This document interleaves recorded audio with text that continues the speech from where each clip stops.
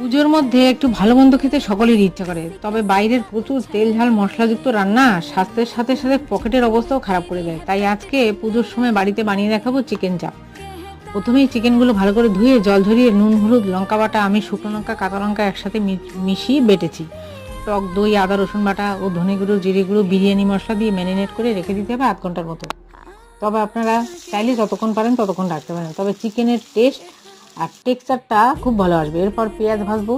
কড়াইতে তেল দিয়ে স্লাইস করা পেঁয়াজগুলো আদা রসুন বাটা টমেটো বাটা দিয়ে ভালো করে কষিয়ে পেঁয়াজগুলো সফট হয়ে গেলে তখন ম্যারিনেট করা চিকেন দিয়ে দমে রাখুন 8 ঘন্টার মতো। ব্যাস, কড়াইতে ঢাকা তুলে দিন। এবার দেখুন চিকেন সিদ্ধ হয়ে গেল কিনা।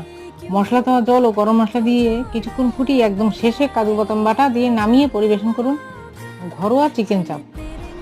দরকার নেই গোলাপ জল মিঠা আতরের, এতেই আপনি করে ফেলবেন বাজিমাত।